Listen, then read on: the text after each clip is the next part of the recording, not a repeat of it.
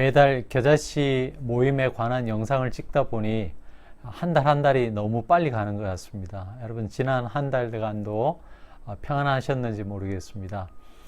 이 코로나 시대를 맞이해서 우리가 사도행전 말씀을 통해서 교회란 어떤 곳인가에 대한 이야기들을 계속해서 해나가고 있습니다. 오늘도 사도행전의 말씀을 한 절 보시면서 과연 교회가 어떤 곳인지를 여러분과 함께 생각해 보면 좋겠습니다. 사도행전 2장 43절에서 47절까지의 말씀입니다. 사도행전 2장 43절에서 47절까지의 말씀을 제가 봉독해 드리겠습니다.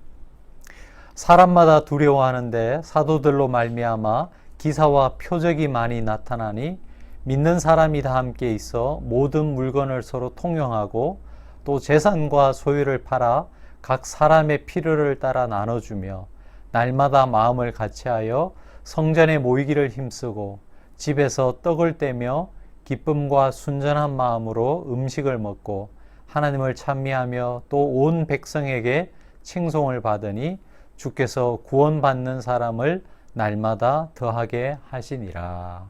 아멘. 지난달에 교회란 바로 성령이 이끄시는 공동체라고 말씀을 드렸습니다. 이것이 교회가 세상에 존재하는 다른 조직이나 단체와 차별되는 가장 큰 특징이라고 말씀을 드렸습니다. 오늘은 이런 성령의 역사가 교회 안에 일어날 때 어떤 교회의 모습을 만들어 가는지 여러분과 함께 살펴보려고 합니다. 오늘 말씀에서 우리는 초대 교회가 가지고 있었던 굉장히 독특한 점 하나를 발견합니다. 그것은 다름 아니고 바로 유무상통하는 그런 교회였다는 것이죠. 네 것 내 것 없는 필요에 의해서 함께 그 소유를 나누어서 함께 살아갔던 그런 공동체였다라는 것입니다. 이 말씀이 사도행전 4장에도 똑같이 나오고 있습니다. 그만큼 이 예루살렘 교회 공동체, 초대 교회 공동체가 가졌던 굉장히 중요한 특징 중에 하나였다는 것을 우리가 알 수 있습니다. 여러분, 자기의 소유를 나눈다, 물질을 나눈다, 이것은 굉장히 굉장한 일이겠죠. 제가 생각할 때 우리가 이 소유가로서 자신의 존재의 증명을 하는 이 자본주의 시대에서 자기의 소유를 나눈다는 것은 기적 중의 기적이라고 생각합니다. 이 어려운 일이 이 현실 속에 이루어진 것 때문에 이것은 굉장히 이상적이다라고 이야기하면서 초대교회는 아주 극박한 그런 종말론적 상황에서 한시적으로 가능했던 일이라고 그렇게 보는 사람들도 있습니다. 주님께서 말씀하시기를 내가 속히 오리라 말씀하셨는데 그 임박한 주님의 그 재림을 기다렸던 초대교회의 그 독특한 상황이 이런 것들을 가능하게 만들었다라는 것이죠. 하지만 우리는 이런 주장에 동의할 수가 없습니다.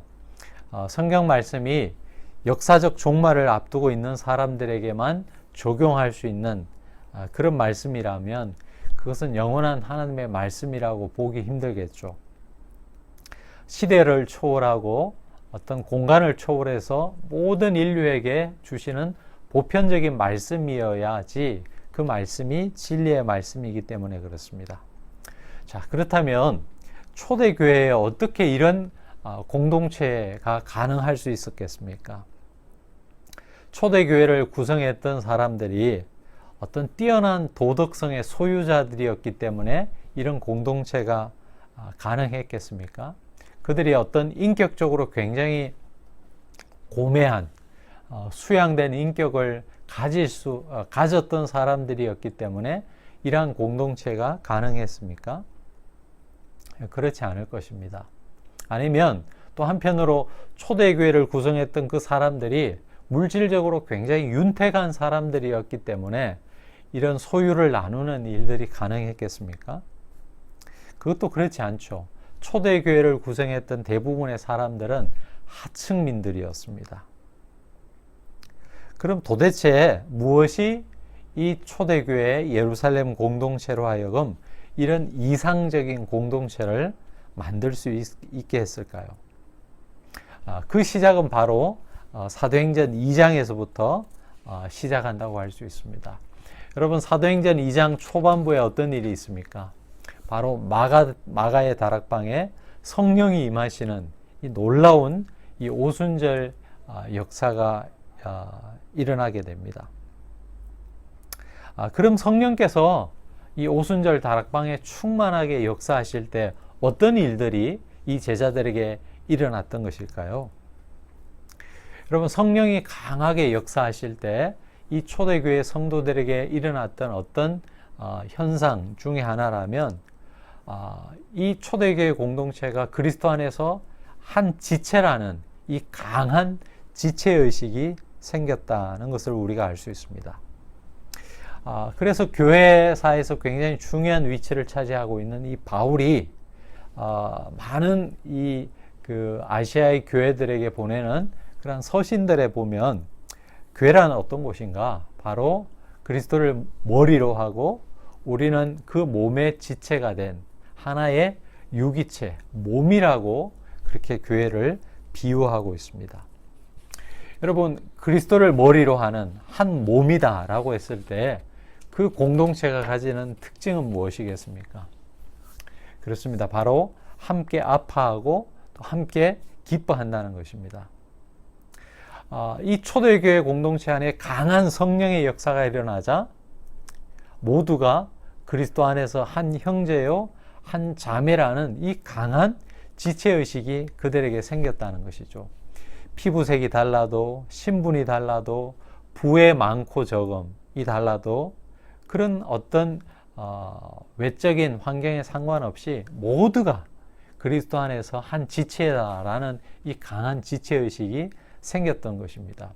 그래서 옆에서 고통당하는 이웃의 그 고통에 눈 감고 있을 수가 없었던 것이죠. 그러면서 이웃의 고통에 함께하는, 그래서 자기의 소유를 팔아서 그 소유를 필요에 따라 나눠주는 이런 이상적인 공동체가 만들어질 수 있었다는 것입니다. 교회는 이런 면에서 본다면 어떤 조직이라든지 어떤 집합체 이전에 여러분 그리스도의 몸이라는 것을 오늘 이 말씀 속에서 우리는 알 수 있습니다. 같은 몸이기 때문에 함께 아파하고 또 함께 즐거워할 수 있는 것이죠. 여러분, 성도님 중에 아픈 분이 있으면 그것이 마치 내 일인 양 아파하고, 또 기쁜 일이 있을 때 그분의 그 기쁨이 마치 내 기쁨이라는 이런 강한 의식이 우리 안에 형성되는 것, 바로 그것이 교회의 본질적인 그러한 면이라는 것입니다. 여러분, 교회 생활하다가 우리가 마음이 안 맞는 사람이 있을 수 있을 것입니다. 여러분, 저 사람 없으면 죽을 것 같아서 결혼을 하는 그런 부부도 살다 보면 얼마나 많은 트러블이 생깁니까? 하물며 교회 안에 여러분 나와 맞지 않는 그런 사람들이 얼마나 많겠습니까? 그런데 나와 맞지 않는 사람이 있다고 해서 우리는 너무 쉽게 그 공동체를 떠나버리는 그런 모습들을 우리는 종종 보게 됩니다. 저는 교회를 떠나는 사람을 다 잘못되었다라고 그렇게 얘기하고 싶지는 않습니다. 교회를 떠날 수밖에 없는 특수한 어떤 그런 상황들이 있을 것이라고 충분히 있다고 생각을 합니다. 하지만 여러분, 우리가 적어도 고민하면서 기도하면서 그렇게 결정한 것이라면 그 교회에서 나와 맞지 않는 그런 부분이 있다 할지라도 하나님께서 왜 나를 그곳에 보내주셨을까를 고민하면서 자리를 지킬 때 사실은 믿음의 성숙과 성장이 있을 수 있는 것입니다. 여러분, 부부가 함께 살 때 맞지 않는 부분이 있다고 여러분 쉽게 헤어질 수 있습니까? 그런 거 아니잖아요.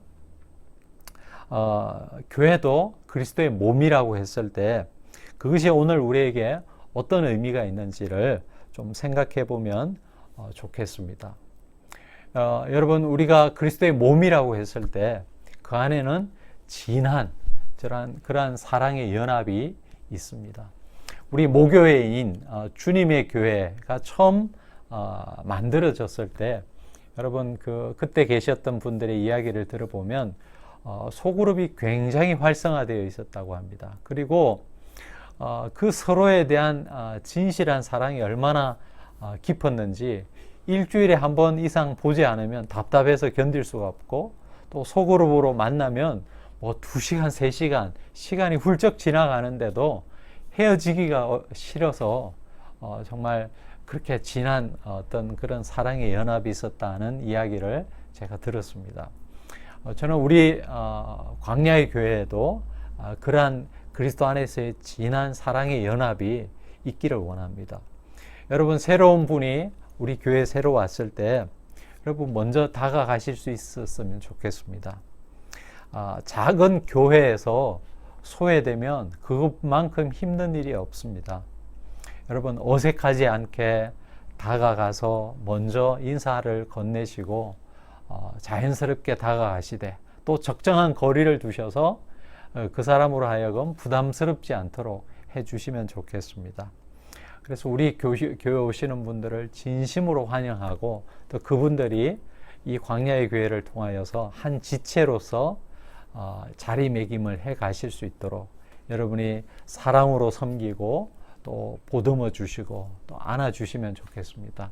그래서 우리가 이 교회를 통해서 정말 그리스도 안에서 한 지체되는 그 교회가 어떤 곳인지를 우리 모든 성도들이 경험하면서 이 교회를 통해서 정말 기쁜 행복한 그런 신앙생활을 영위해 갈 수 있는 우리 광야의 교회가 되었으면 좋겠습니다. 그런 교회를 여러분과 함께 만들어 갔으면 좋겠습니다. 감사합니다.